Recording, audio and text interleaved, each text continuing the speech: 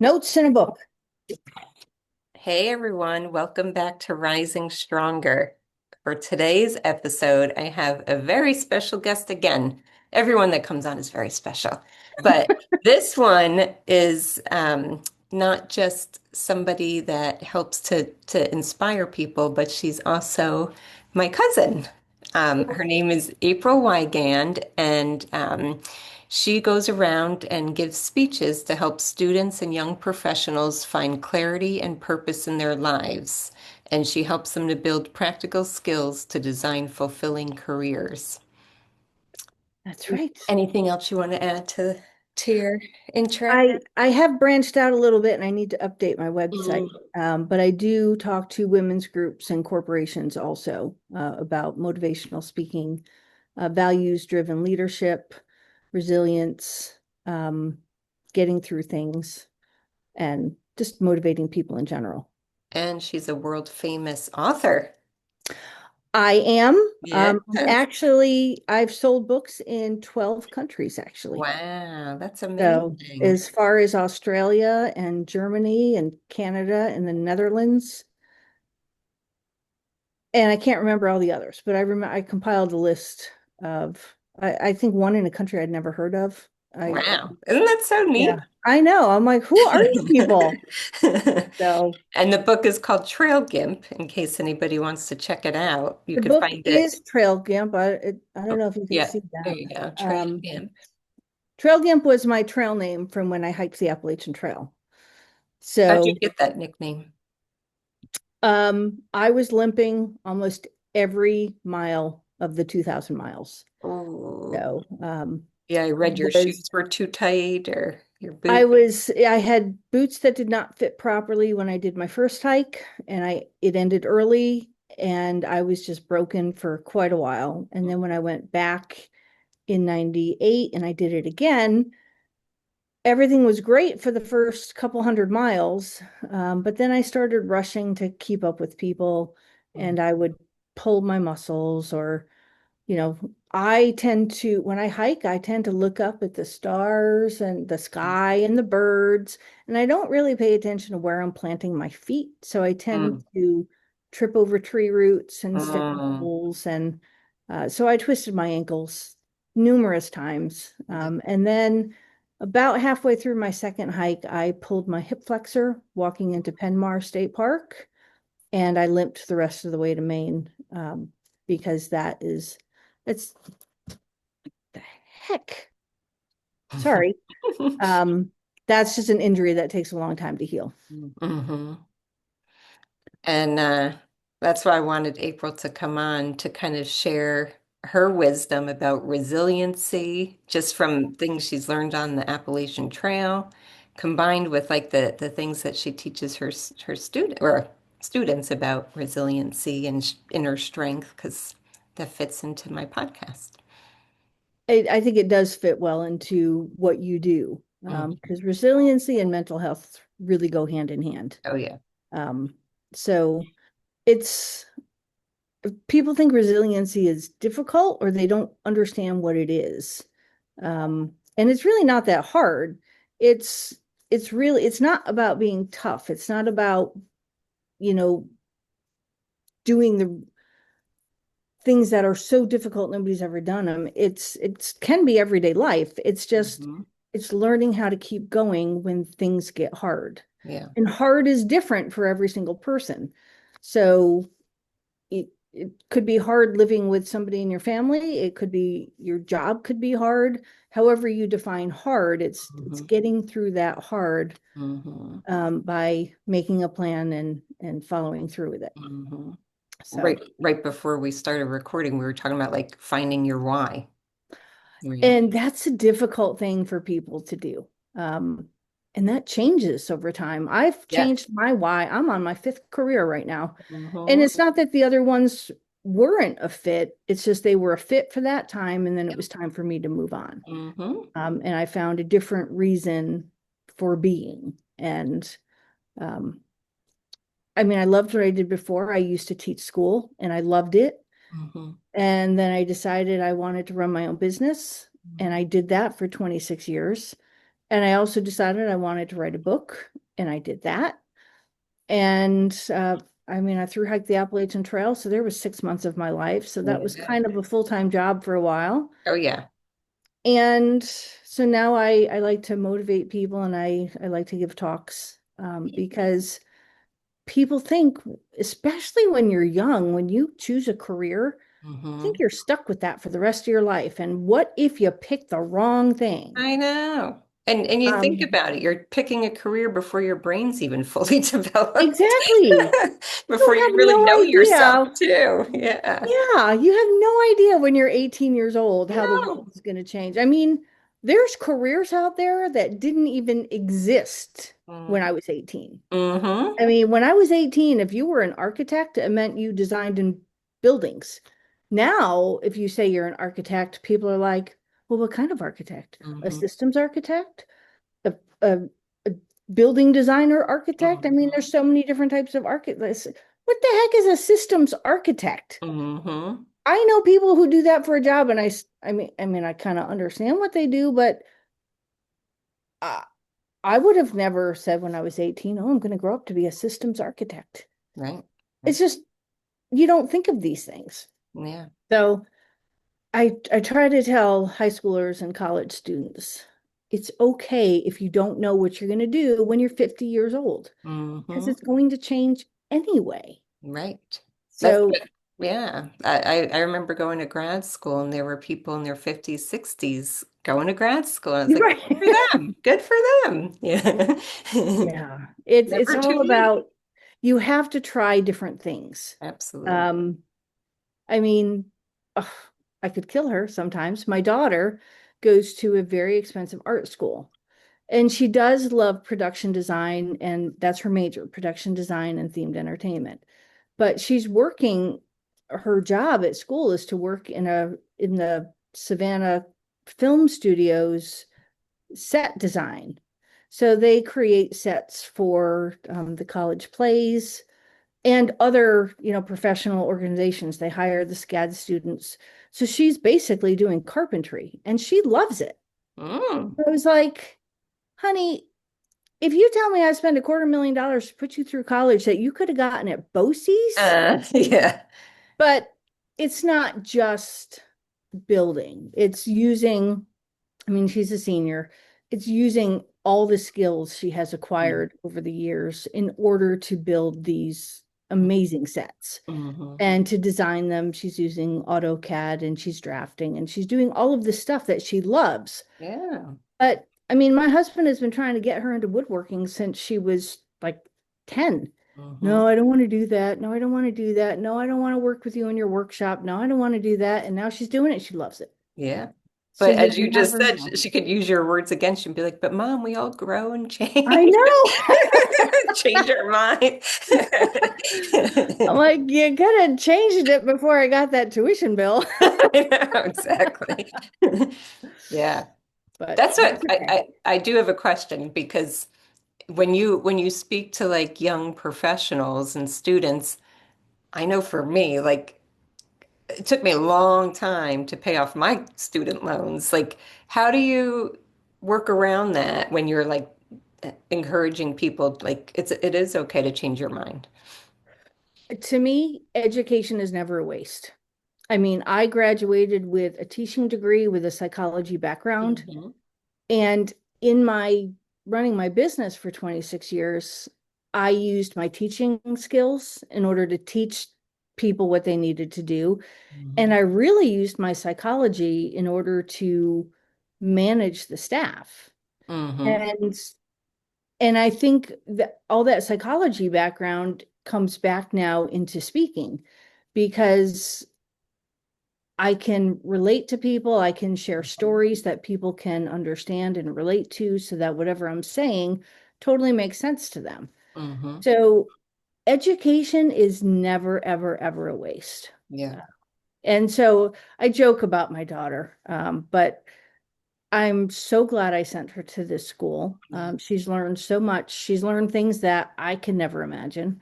So for anybody that questions the cost of tuition, I tell them to stuff it Mm. because you're always going to be able to draw on your education. Yeah. Always, always, always. Yes, that's true. So yeah, I don't have a problem paying for tuition. Even in as professional development, I have spent lots of money learning new things Yeah. because you don't know what you don't know. Hmm. So if you want to do something else, it Hmm. helps to be trained by somebody or learn from somebody who you know knows more than you do and Right, can help exactly. you.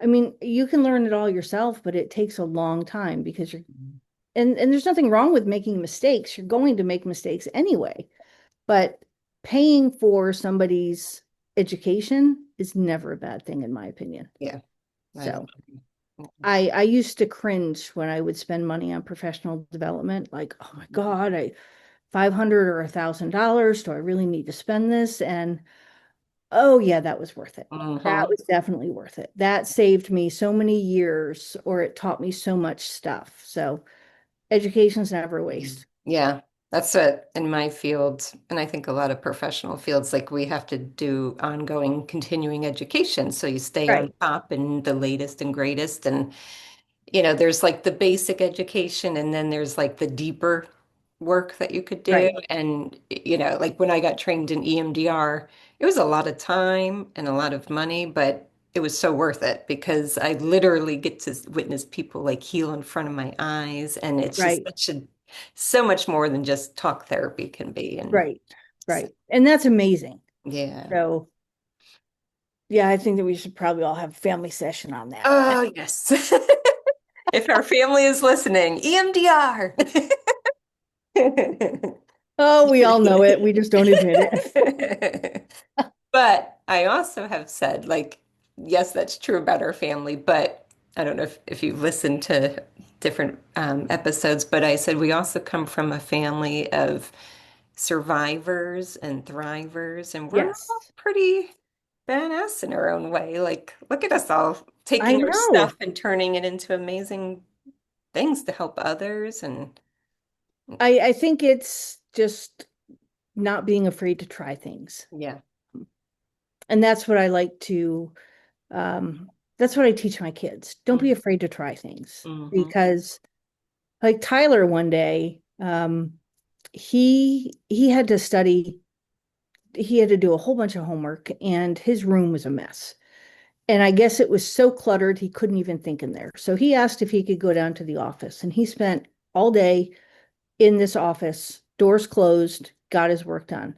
And he came out after, I don't know, 6 or 7 hours and he got it done. He said, Mom, I could never work in an office. These Mm-hmm. walls are closing in on me. Mm-hmm. And I was like, well, you're in 10th grade. So it's a good thing you learn that now Right. because now you can create a career or do something that you know you're not going to be stuck inside a cubicle or four Mm-hmm. walls. Mm-hmm. So I'm like, if I mean, I'm one of the few parents that say, if you want to go play baseball, go play baseball. You can find a career in baseball. There are careers in baseball other than the MLB. Mm-hmm. So go do that then. Mm-hmm. What's the worst that can happen? You Right. fall back and then you find a desk job somewhere, which you don't want to do anyway. Yeah. So, Yeah. you know, Or who knows what jobs will be around at that point. Who knows? exactly. Yeah. So I'm like, don't be afraid to go chase your dreams, do what you want to do. Mm-hmm. And you don't have to do the traditional whatever our parents taught us. Mm-hmm. And it's okay to do that too. There's nothing wrong with it. Right. Um, Everybody can make up their own mind. I mean, sometimes I just love sitting down at a desk for 12 hours and doing what I need to do and getting it done. Yeah. And other times I'm like, oh my God, I don't want to even see my computer. Mm-hmm. So, you know, everybody's got to do what's right for them. When you say don't be afraid to make mistakes, how do you think like those setbacks and failures play a role in developing resilience? Well, the setbacks and the failures are what creates the resilience. Mm-hmm. So, what you need to do, the first step with resilience is to make a choice. Mm-hmm. You need to decide in your brain yourself how you respond. Mm-hmm. Um, it's are you cannot control things that you can't control, and you need to understand that and you need to accept that. So control what you can control, accept what you can't, Hmm. and make a choice. Stay grounded. Don't get all freaked out. Don't panic. Hmm. Don't go off the deep end. Just stay grounded and think and say, what do I need to do? Yeah. What can I do at this moment? And you need to make that choice. Hmm. And I mean, I had that choice plenty of times through the Appalachian Trail. And sometimes it was we need to get off the trail now. We need to go into Hmm. town. We need to dry off because there's a snowstorm headed our way. And I would rather not be in the middle of the Smoky Mountains in a Right. snowstorm. Right. So let's go into Gatlinburg. Let's Hmm. find a laundromat and dry everything off and get a hotel room for a night or two. And then we'll get back on the trail when it's safe. How, So, being on the trail, like, how do you feel that might have tested your resiliency, like physically or mentally? oh, oh. So the trail is 90% mental. Um, Mm. there speaking of choice, there was a day in Maine that I will never forget. We were about 6 days from finishing, Mm. 5 or 6 days from finishing, and we woke up and it was 28 degrees. And I know that because I had one of those little thermometer things hanging on Mm. my coat. It's 28 degrees, and water bottles, if they were left outside, were frozen. I was lucky enough to sleep with my water bottle. So I had some water bottles inside of my sleeping bag, which is a mummy bag. So it's already tight enough. Mhm. And I kept my clothes in there in order to stay warm. But in the morning, I had to unzip that sleeping bag, that nice, warm, down sleeping bag, Mhm. and I had to open myself to 28-degree weather. And I had to change out of my nice warm camp clothes. And I had to change into dirty, wet, because they hadn't dried yet, Mm. damp, smelly hiking clothes. And then I had to put on the dirty, wet, smelly socks. Mm. And then I had to thrust my feet into frozen boots. Oh, And oh, and I you get can't cold and miserable thinking about it is just it. miserable, and you can't Yeah. complain about it because all the other hikers are doing the exact same thing. Yeah. And so that just creates, I mean, we had been doing it for 2,000 miles at that point. So we Mm. were used to the dirty, wet smelling clothes, Mm. and we were used to the dirty socks, and we were used to getting used to cold weather. But 28 degrees that morning was brutal. Yeah. And you're like, we can do this. We've done it before. We're 6 days from finishing the Appalachian Trail. Mm. And when I hiked in 1990, goodness, what in the world? Sorry. Um, you know, in 1998, when I hiked, I think 400 people finished that year. And out of all of those, there were only 90 to 100 women. So I Mm. was one of like 100 women that hiked the Yeah. Appalachian Trail back then, which Yeah. is a really cool thing Yeah. that I can always look back on. And I mean, nothing is as hard as hiking the Appalachian Trail. Mm. So for me, that was that was the epitome of it. And if I can do that, I can do anything now. Hmm. Nothing is as hard as that. Yeah. So for me, that helped me get through everything after that. If Yeah. it's physically hard, I've limped 1,000 miles on a pulled ligament. I can understand that. Hmm. And for anything hard, well, if I've woken up in 28-degree weather and I've hiked in that. And Hmm. so I can go outside when it's 30 degrees and shovel the driveway. Hmm. You know, everything relates back to the Appalachian Trail and what Yeah. I was able to get through. Yeah. And what So an amazing accomplishment. it was. Yeah. Um, I didn't realize it at the time, but it really is kind of a cool thing to be able to say. And a lot of people do it. I understand that. Um, but it is a lot more rare than I really think it is. Oh, yeah. So, And I have to confess, I started your book, but I didn't finish it because I'm very slow with reading books with oh, finding the time. But I remember reading about like just the amount of like research and preparation that had to go into even taking that risk. yeah. There was a lot. I didn't do it properly the first time. I did a lot of research. Well, and I had experience my second time. So, Hmm. I learned what worked, what didn't work. Hmm. I changed some equipment around. I had proper fitting boots by the time I hiked the second time. So, second time was a lot easier. Yeah. I knew what to expect. There weren't so many question marks. And it was nice that once I got past Parisburg, Virginia on my hike, I was like, oh, all this is new now. It Yeah. it was new territory and it Mhm. was it was a lot of fun. That's cool. So, And that just goes back to what we were talking about with like learning from our mistakes. It's like the first time around, you did a ton of research, but there were still things that weren't as ideal as you wanted, but you right, learned through trial and error and the hard work, and you figured out what to do better or more right, efficiently based on some of the right. mistakes the It's first it's time. using feedback in real Hmm. time and saying this Hmm. doesn't work, let's try something else. Hmm. Yeah. And that you can relate to anything in your life. Yep. So, Yeah. but the first thing really with that resilience is you have to make a choice. Hmm. You're either going to get through it or you're not, and you need to respond in a way that's not going to go off the deep end. You need to think and you need to ground yourself and you need to say, okay, Yeah. we got this.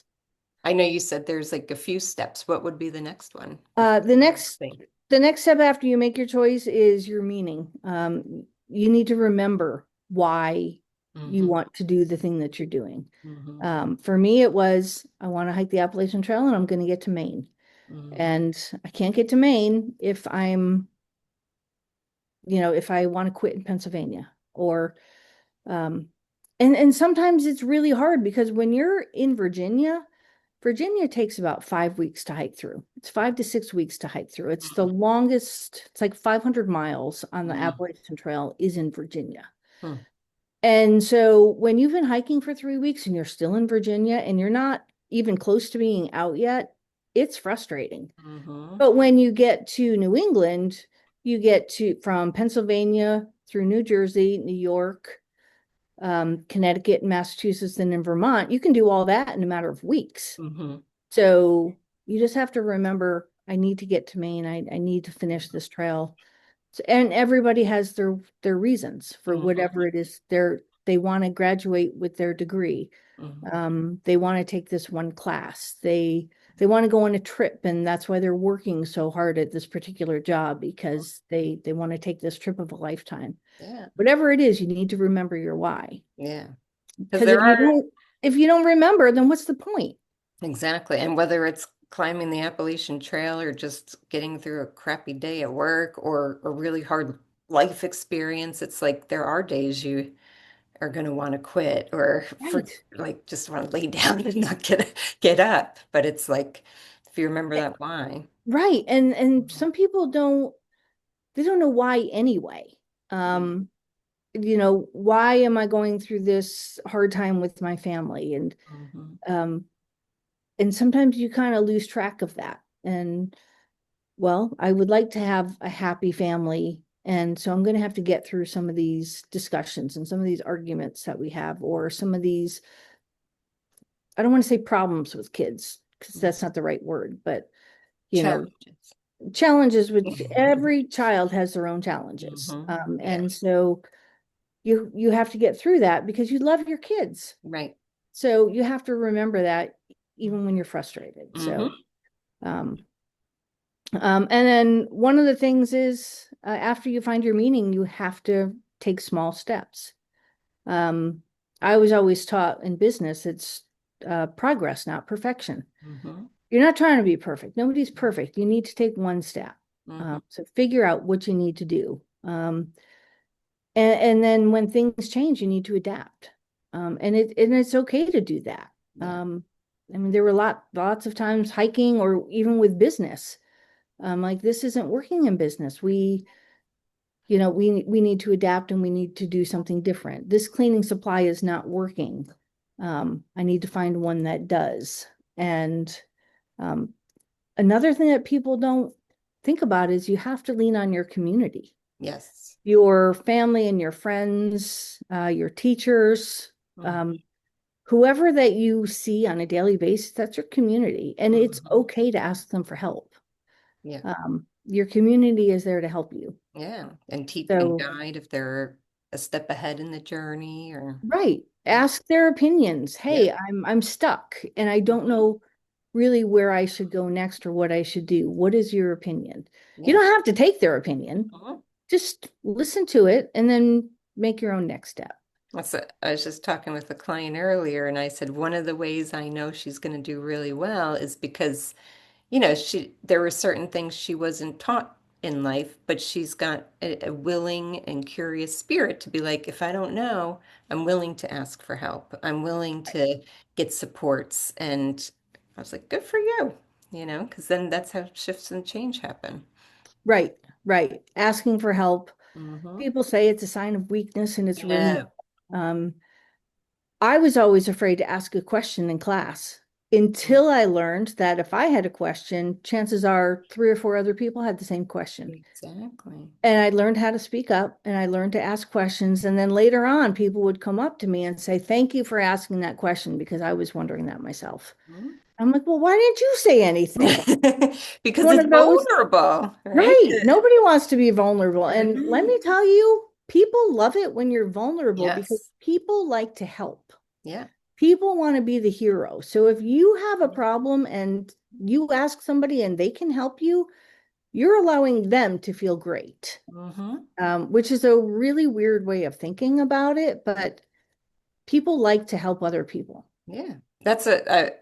I know you listened to the podcast I had the other day, and um, I was talking about like how to know how to reach out with people and if someone's potentially safe, like how do you build on that relationship? And I was saying like I started off like closed up and protected because of Oh, earlier losses and challenges I had gone through, but through the years, like I need people. I want people. And I have some of the most beautiful friendships and relationships because I'm willing to step out of that comfort zone and speak my vulnerability or even my right, shame, like, oh, right, I feel embarrassed bringing this up. But, and then I've learned as I do that, people will be like, oh, me too. Or they'll feel safe to share with me. And it's really exactly. cool.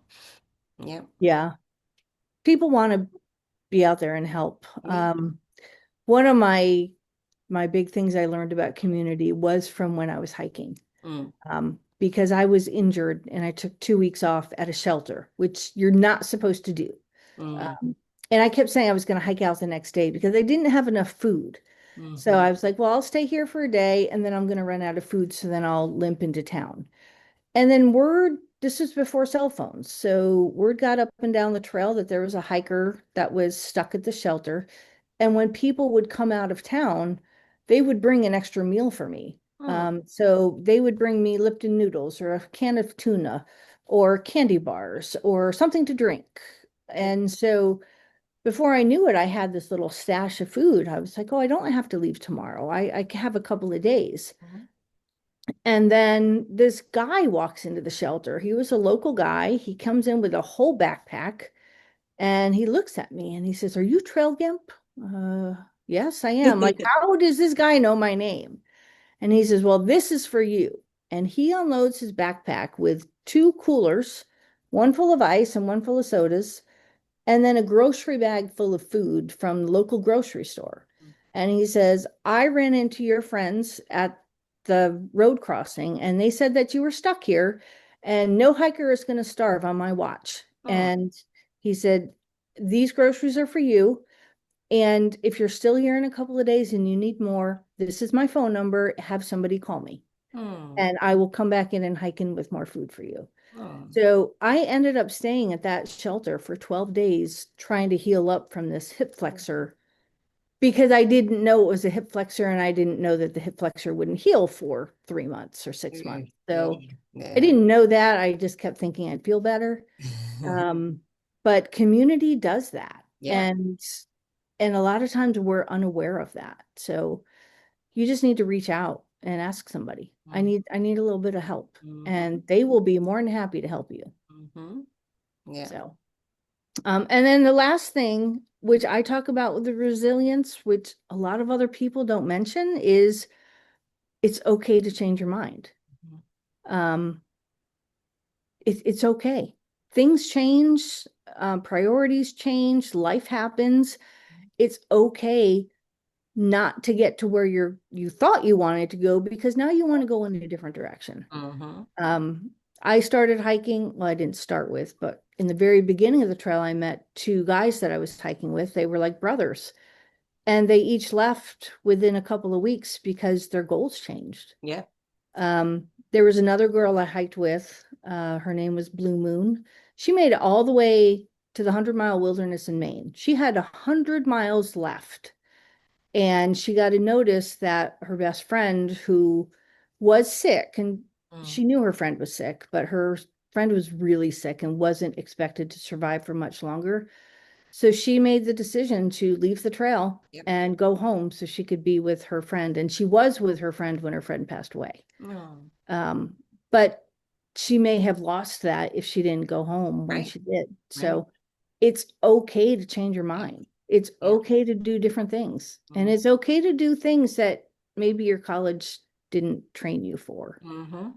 Um, I know I I- shared before we recorded, but just that how I tell my clients, like with the exception of having kids, that one's kind of like a lifetime decision. But most things we're not trees where we're stuck and rooted, and we have power within our lives to create shifts and choices to choose different, pivot. we do. And a lot of people are so afraid to make choices, especially when those choices benefit themselves. Like, especially women, we're taught to always take care of other people all the Mhm. time.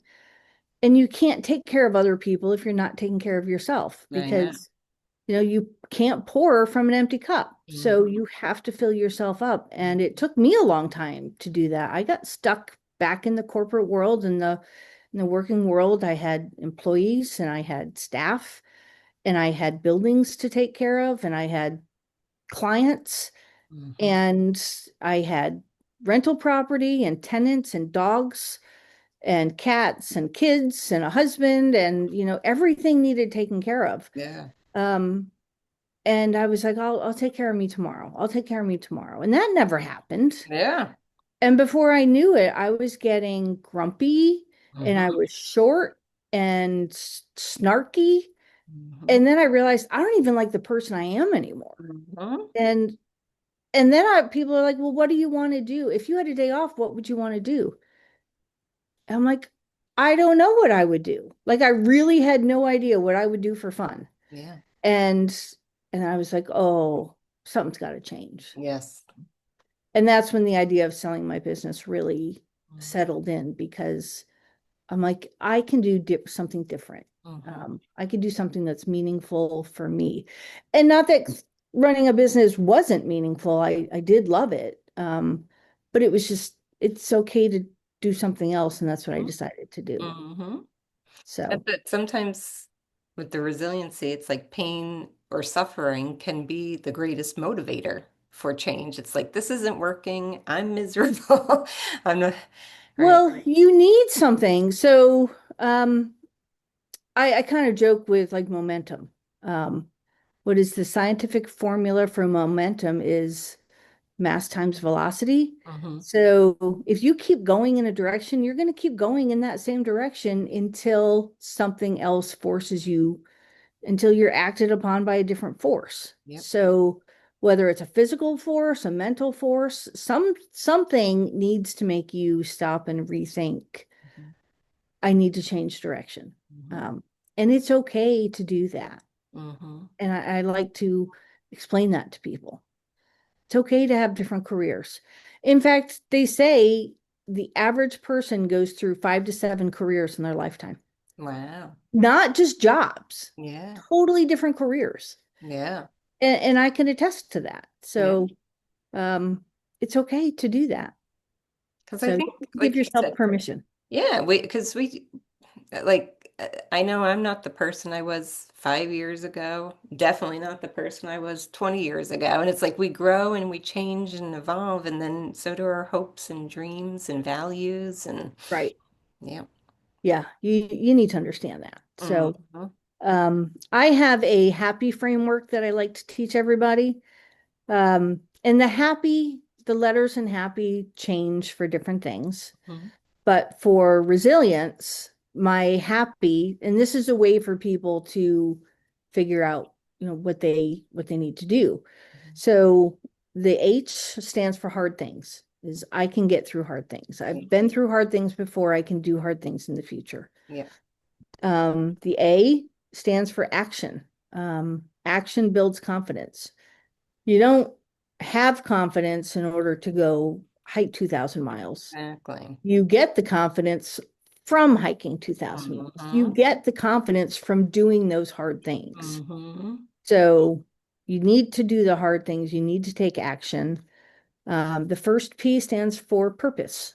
Why are you doing the thing that you're doing? Hmm. Why are you going to school? Why are you going through this job? Why are you having kids? Why are you getting married? You have a purpose to all of this. You need to remember that. Right. The second P stands for plan. And I don't mean plan out the next 50 years. I mean plan out the next hour, Yeah. the next day. Yeah. What's the next step? What Hmm. is the one step you need to take? Hmm. And there were times when I hiked and I'm like, just one step at a time, just one step, just get me to the next shelter. Yeah. Let me get through this next mile. Let me get through this next half hour. Hmm. Because there were times I wanted to quit Hmm. right then and there. Hmm. I can And imagine. I remember sitting down in the trail and having a pity party, Yeah. my own little pity party. And then I realized I can't sit here because I'll die on this trail. Hmm. I need to get somewhere. I need to Hmm. do something. And I just had to get up. So I made a plan. I was just going to get to the next shelter. Yep. And Once. then the last thing with happy is why. It's be yourself. Be aware of your thoughts and your feelings and align your actions to yourself. Hmm. Um, I I was trying to keep up with this guy named Little Bus on the trail. I had the biggest crush on him. I thought he was my reason for being on the trail. And I'm 5'7". He's 6'2" or 6'3". He's got super long legs, and he would hike at 4 miles an hour. And I was a solid 2 mile an hour hiker, maybe two and a half. That's it. And I tried keeping up with him all the time. And, he would hike for 6 hours and I would hike for 9 and I would finally catch up to him. Hmm. But he was nice and rested and relaxed, and I wasn't. So that's one of the reasons, that's how I got injured, was trying to keep up with Little Bus. Hmm. Um, and I realized I wasn't hiking my hike, I was hiking his hike. So that's like the big Appalachian Trail thing, is hike your own hike. Exactly. So it fits into the happy framework. Why? Be yourself. Do Hmm. things for yourself. Well, that's it. April and I share two of the same, well, four of the same grandparents actually. Yeah, all the But same grandparents. all the same grandparents, but that's a whole story for itself. But you know, do you know what Grandpa used to say? His famous quote, Remind me. "To thine own self be true." Oh, yes. Yeah. Yes.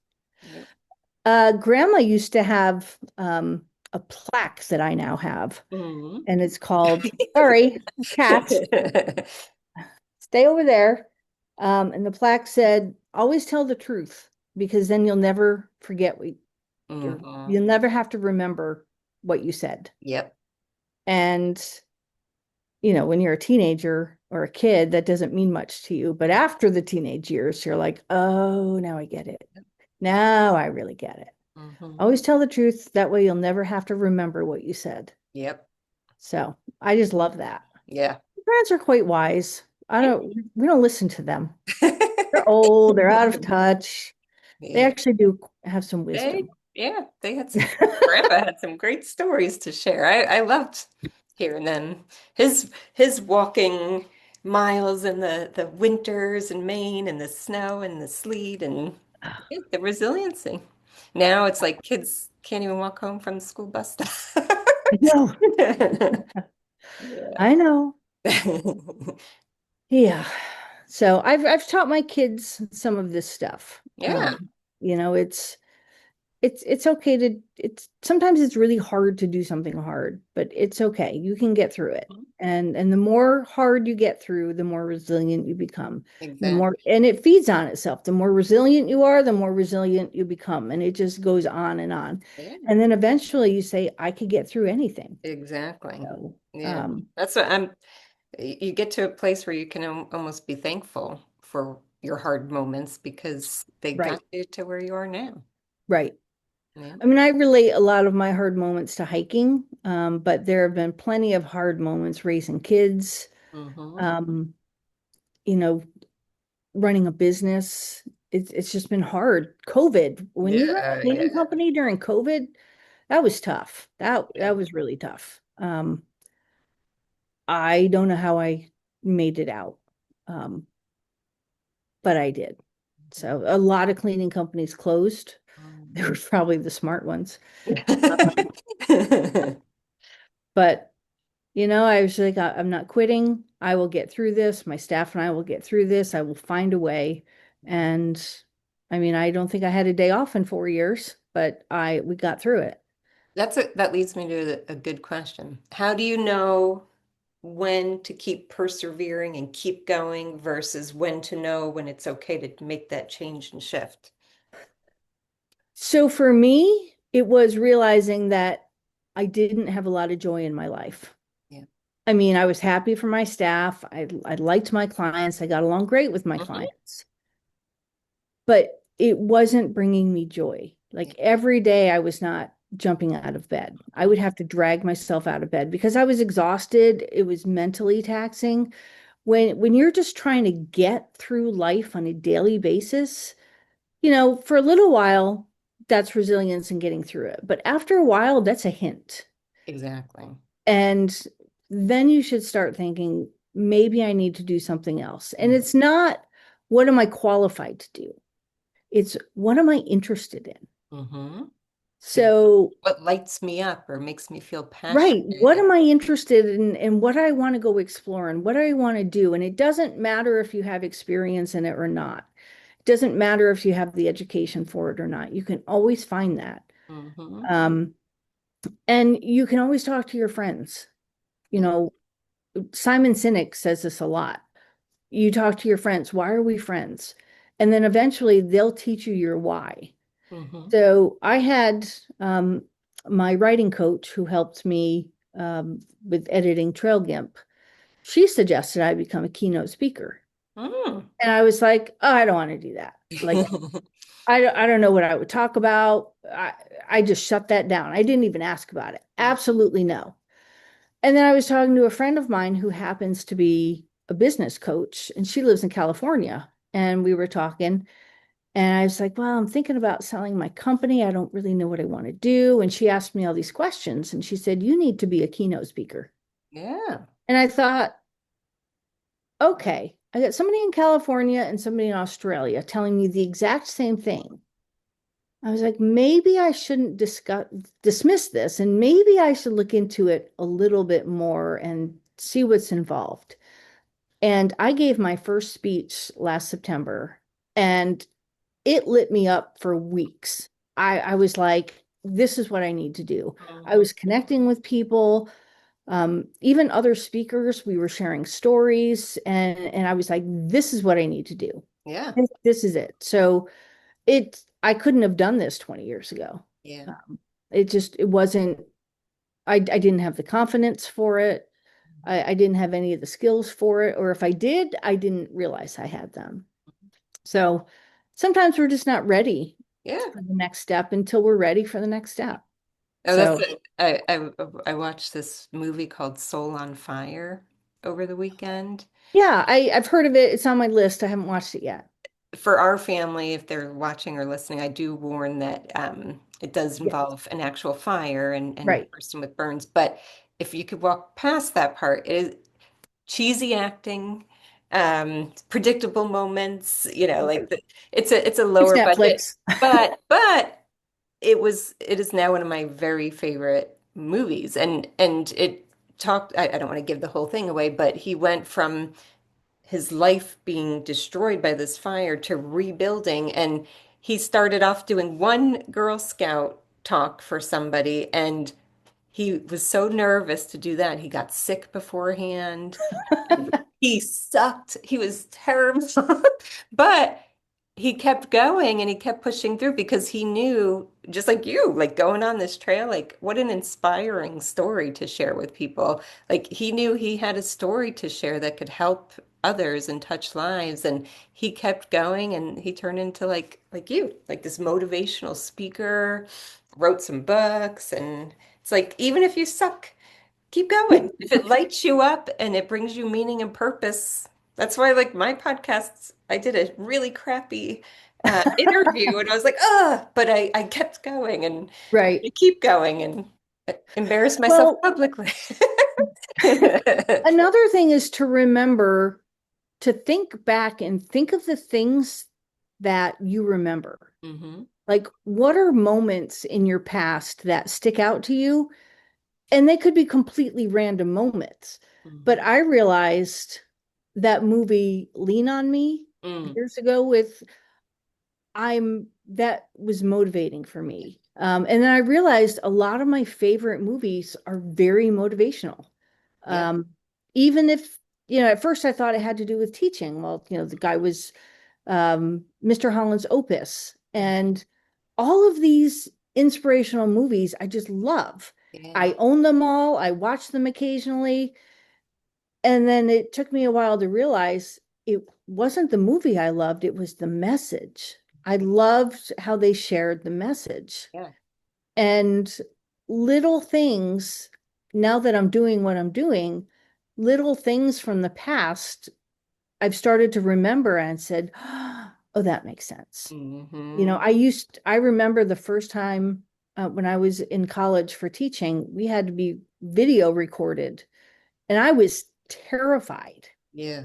um, absolutely terrified of being recorded in Hmm. person on a VCR back then. I mean, Hmm. and to watch it and go over it with your professor Oh and to be gosh. analyzed. I mean, I was literally nauseous.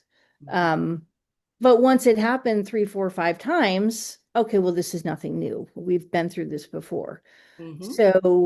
So now talking to people on a camera doesn't bother me at all. Yeah. Like, we didn't grow up with this generation where we had iPhones and selfies all the time. I just taught my mother how to take a selfie yesterday. Yeah. Yeah. So, it's when you get there to where you're supposed to be at that moment in time, all these little tiny moments from the past begin to make sense. Hmm. And then you're like, oh, The that's why I needed to go through that. uh-huh. That's why I needed to move away to a new town where I knew nobody, because that taught me how to make friends. It taught me how to talk to Mhm. strangers, you know. Yeah. Um, That's what I was talking about that movie with a client today, and I was saying in the movie they jump back and forth between when he's in that hard moment to like happier, more promising times ahead. So you right, know that. But when we're in life, we don't have that glimpse forward, right? We're just right, in it. But when after you've gone through things, you can look back in hindsight and say, "Oh, now I see why this thing happened. Now I see right. how this led to this, which led me here." And it's kind of cool to see the weavings that life has. It is cool. And the one thing that I get through when I'm in that really hard time and I really don't know, I personally lean on faith. And I Hmm. don't mean God, and I don't mean a religion, and I kind of mean the universe. Hmm. Like, I think for some reason it's all going to work out. Hmm. And there have been times in business when the clients haven't paid, they're late. I'm owed $30,000, but I need to make payroll in 2 days, and I don't have that $9,000 right now. And where am I going to get it? And my lines of credit are full because my clients haven't paid me, and now I'm in a lawsuit with this client and it spirals and it snowballs out of control. And Or, I just didn't have staff. I had all these clients, I don't have staff to put them there. And for some reason, the staff is not working out and it would just spiral and get out of control. And I would panic. And I was like, no, it'll all work out. And Hmm. as soon as I turned that over to, I do not know what my next step is, I need some help. Yeah. Yeah. That's when I would get my best employee coming in the door. Yep. Or that's when I would get a big paycheck from a client and it would, Mhm. cover everything up. So, you have to have faith that things are going to get Yeah. better. Yeah. That's what, as a therapist, I'm not allowed to share my personal beliefs, but I'll at least say, I don't care if you call it God, higher power, universe, a Right. tree, but just knowing something bigger than ourselves, like has our back, and Yes. it's important. I think it's important. And Yeah. yeah, it's not about religion. To me, it's just faith Mhm. in something, however you want to define it, faith that things will get better. Yeah. So, And that through these times and the building resilience also helps us develop a stronger faith in ourselves. right. So like I've been through this, I'll get through this again. And you know what? There's a one great thing about hitting rock bottom. The great thing is you can only go up from there. Exactly. There's So nowhere to when you go think but you're up. at rock bottom and you want to quit, Hmm. why would you want to quit when you're at rock bottom? Just Exactly. keep going. Exactly. Keep going. You will dig yourself out. Yeah, There's nowhere to go but up. exactly. So, um, Well, yeah, thank and that's where your choice is. Yep. That comes Yep. down to a choice. You Yes. need to make that choice. Yep. There So, is a lot of it's choice. Like we all have choices and power right. regardless of our situations. So, Somebody gave me the quote of we all have the key to the box we're locking ourselves in. ooh, We I all keep love ourselves locked that. in the box, but we all have the key and we just don't know it. Ooh, how have I not come across that one yet? That's I good. know. And I wrote it down and I'm sure that I kind of screwed up the quote a little bit, but that's the general sense. We're all locked in a box, but we all have the key. Mm-hmm. So I love that. I love that too. I'm like, I'm going to live my life like that. Yes. Yep. We all have the key to unlock ourselves. Hmm. So it's okay to do it. Well, thank you so much for coming on. I think you like nailed a lot of great points here and definitely provided some motivation to someone. If Well, thanks they for having me on. Yeah, if anybody wanted to like reach out to kind of get your guidance or support, is there a way that they can contact you or So I have about 3 Google pages by now, between my business and teaching and writing and everything. So my name is April Weygand. It's Weygand. My website is aprilweygand.com. My book is Trail Gimp. Mhm. So I'm on Facebook, I'm on LinkedIn, I'm everywhere. So just Google my name and you'll find me somewhere. Perfect. So yeah, they say don't Google your name, but Google your name. Uh-huh. Um, and the other thing I just want to say, if anybody found something inspiring or helpful, share this, please, because that's how we touch other lives and help inspire one another. So, Helping feel each other is a good thing. exactly. Inspiring other people is a good thing. Yeah, So, and you're not being pushy when you do it. exactly. So, All right. Well, thanks everyone. Talk to you thanks for soon. having me on. I appreciate it. Oh, my pleasure. Thanks for coming All on. right. Bye, Our guys. family will love this. All right, let's say stop.